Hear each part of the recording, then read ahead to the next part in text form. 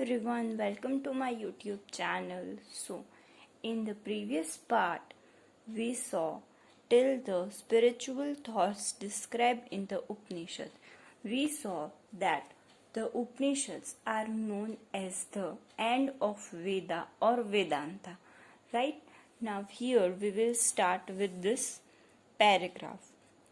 In this paragraph, firstly, the main Upanishads are described, and then what is discussed in the Upanishad is described over here. Right? अगर आपने पहले का part नहीं देखा तो पहले जाके आप वो पार्ट देख लीजिए ताकि आपको इस पार्ट को समझने में आसानी हो. Okay? According to the scholars, the compilation of it continued for a long period of time. Initially they were oral and later on they were scripted. There are about 108 Upanishads, of which the main Upanishads are as follow.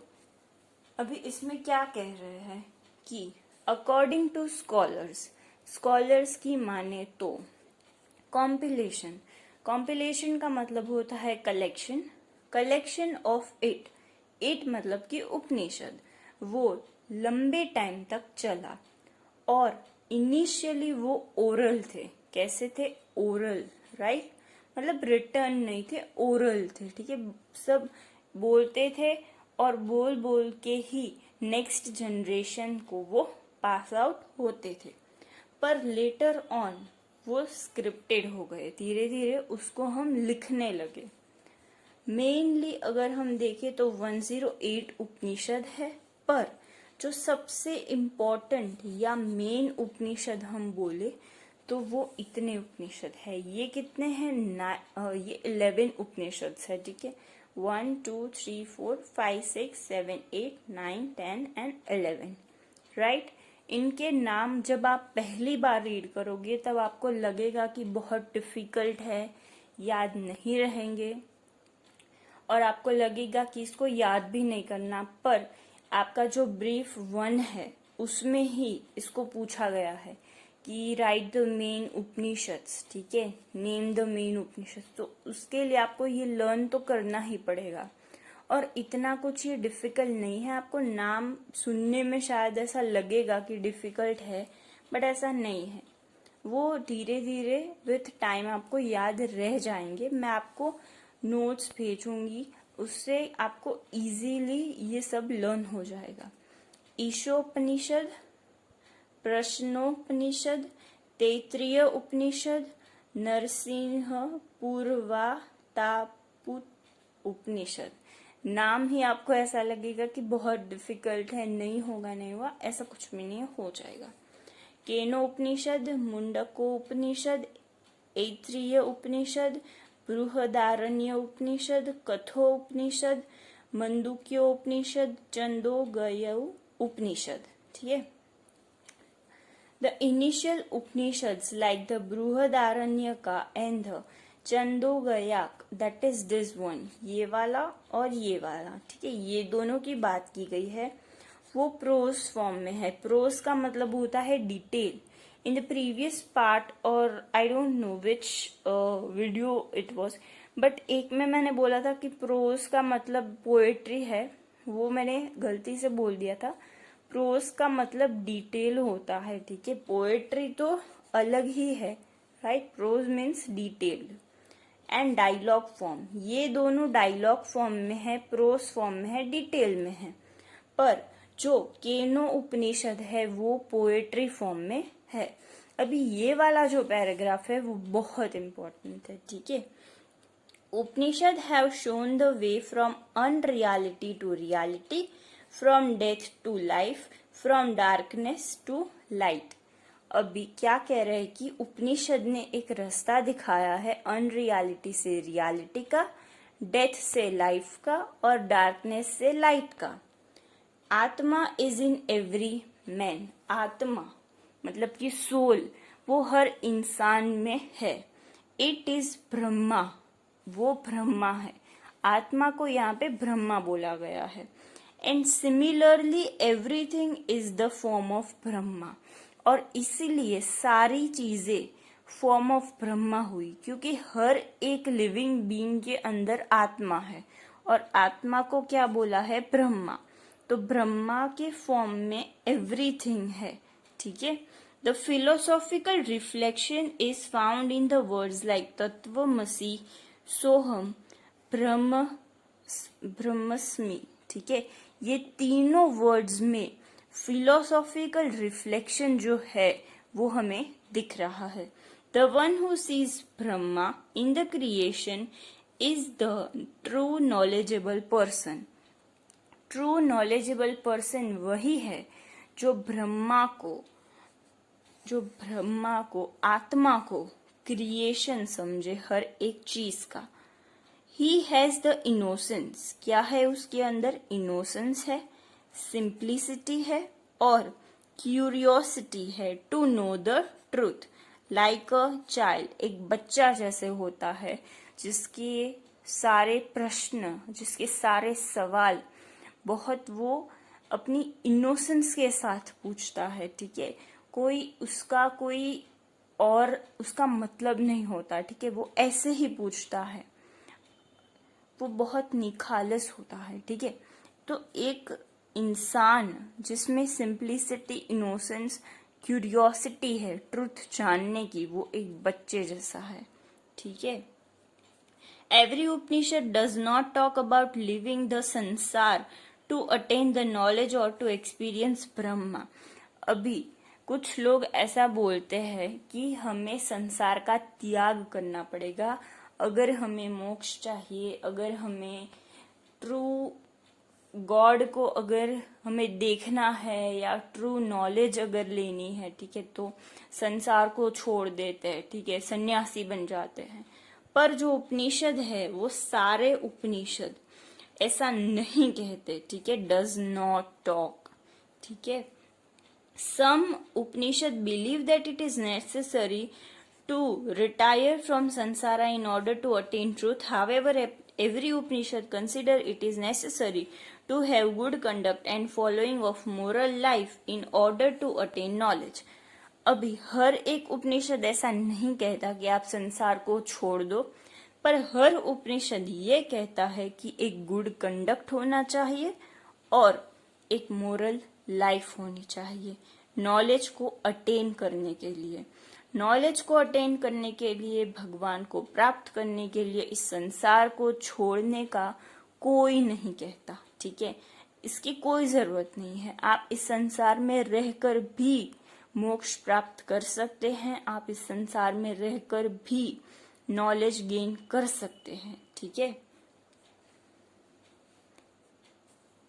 Captions like follow religion, don't be lazy in study, speak truth and consider mother, father, guest and teacher equal to God. इन सभी को भगवान के समान मानना चाहिए। Every Upanishad preaches the same message. ये सारे message हमें उपनिषद से ही मिलते हैं। उपनिषद भी एक स्क्रिप्चर ही है, ठीक है। वो भी हमारे दूसरे सारे स्क्रिप्चर्स की तरह स्क्रिप्चर ही है, वो भी एक बुक काइंड ऑफ ही होता है, उसमें कुछ कंफ्यूजिंग नहीं है। In short, the philosophy of Upanishad gives importance to atma. जो आत्मा है, ठीक है, जो अमर है, उसका इम्पोर्टेंस क्या है वो हमें उपनिषद समझाता है। According to the principle of karma, everyone gets the fruit of his karma either in the present birth or in the reincarnation. Reincarnation का मतलब होता है रीबर्थ। हम सबको पता है कि जब तक हमारे कर्म खत्म नहीं हो जाएंगे तब तक हमें इस पृथ्वी पे बार बार जन्म लेके आना पड़ेगा, ठीक है। कभी हम इंसान बनेंगे, कभी हम जानवर बनेंगे, कभी हम चिड़िया बनेंगे, कभी हम कुछ और बनेंगे, ठीक है। ऐसे हर एक जन्म आएगा और हमारे कर्मास जो है वो good Karma and bad Karma में डिस्ट्रीब्यूट हो जाते हैं और उसके अकॉर्डिंग ही हमारी लाइफ जो है वो बनती है, ठीक है। अगर किसी की लाइफ में बहुत पेन है, बहुत स्ट्रगल है, तो उसमें उसी ने कुछ ऐसा किया होगा, अपने पिछले जन्म में या इस जन्म में कि उसको इतना सहना पड़ रहा है, ठीक है। तो हर किसी को अपने कर्मा के अकॉर्डिंग फ्रूट्स तो मिलते ही है, आइदर इन दिस बर्थ और इन the next birth. Upanishad mention that man can attain मोक्ष सेल्वेशन बाय लिसनिंग, सुनने से, रिफ्लेक्शन और एक्वायरिंग नॉलेज बाय निधिध्यास, ठीक है, and can be free from the cycle of birth.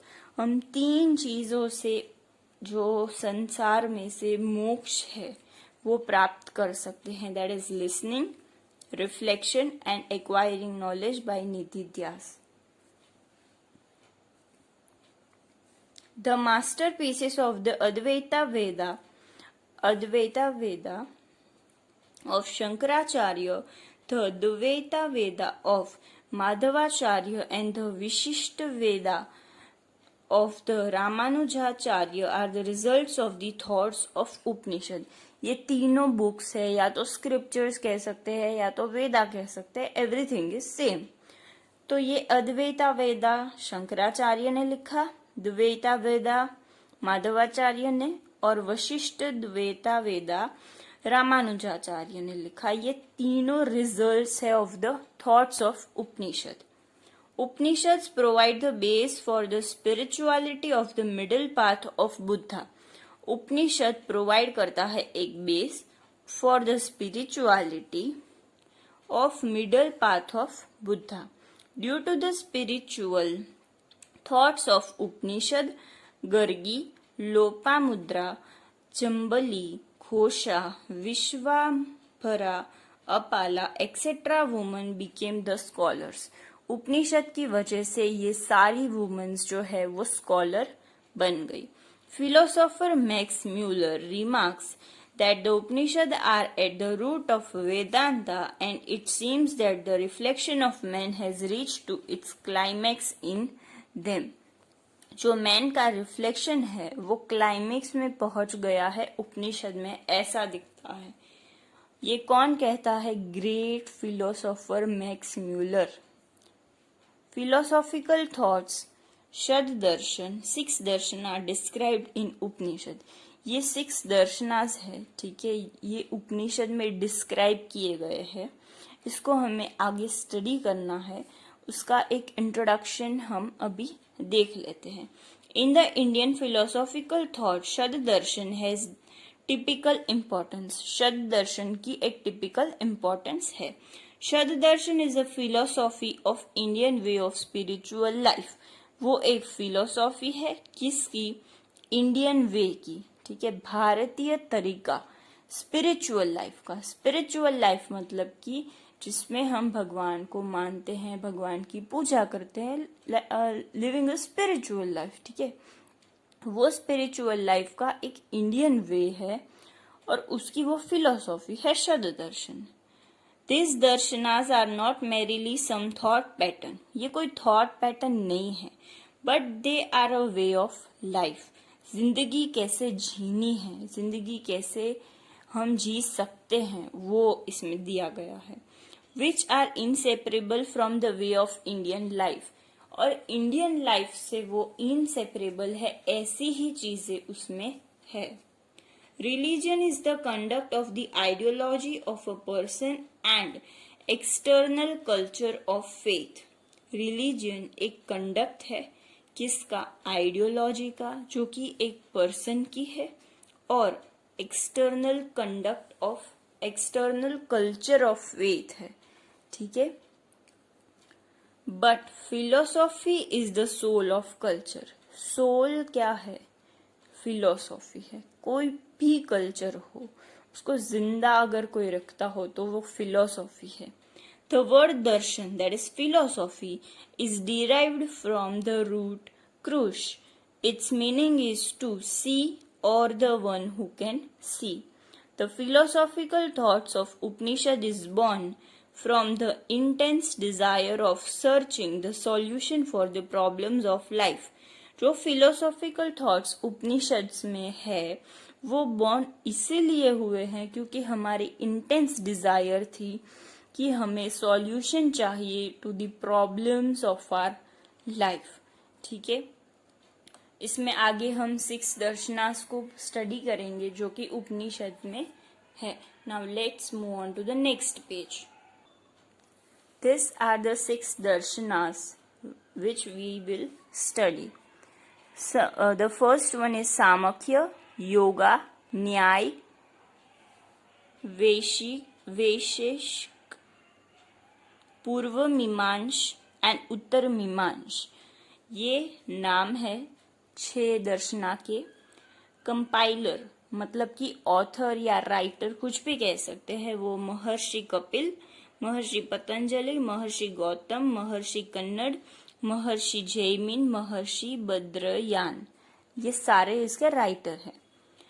Philosophical ideology मतलब ये किसके ऊपर बेस्ड है? Genesis of creation by the duality of प्रकृति एंड पुरुष। प्रकृति का मतलब होता है यहाँ पे शायद तो गॉड का ही इसका यहाँ पे मीनिंग निकाला है, और पुरुष का मतलब हार्डवर्क भी हो सकता है एंड मैन भी हो सकता है, बोथ हो सकता है।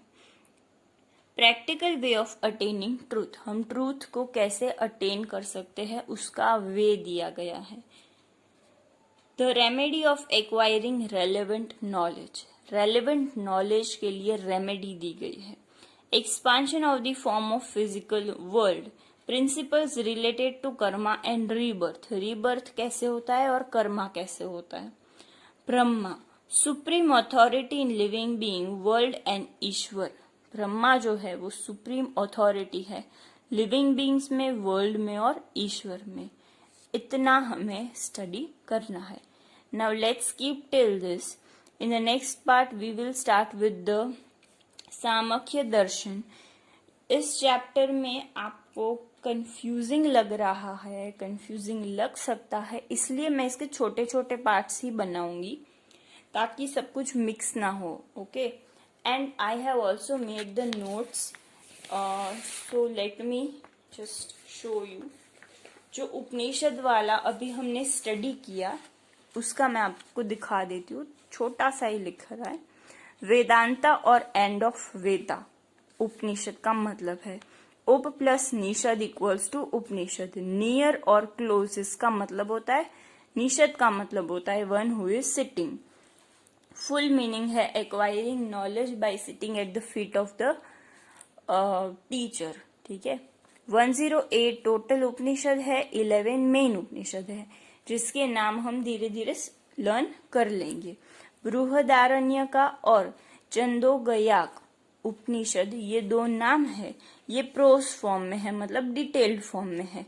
केनो उपनिषद पोएट्री फॉर्म में है। अद्वैता वेदा, द्वैता वेदा, वशिष्ठ वेदा शंकराचार्य का लिखा है, माधवाचार्य का लिखा है और रामानुजाचार्य का लिखा है। ठीक है, और ये तीनों रिजल्ट है ऑफ द उपनिषद।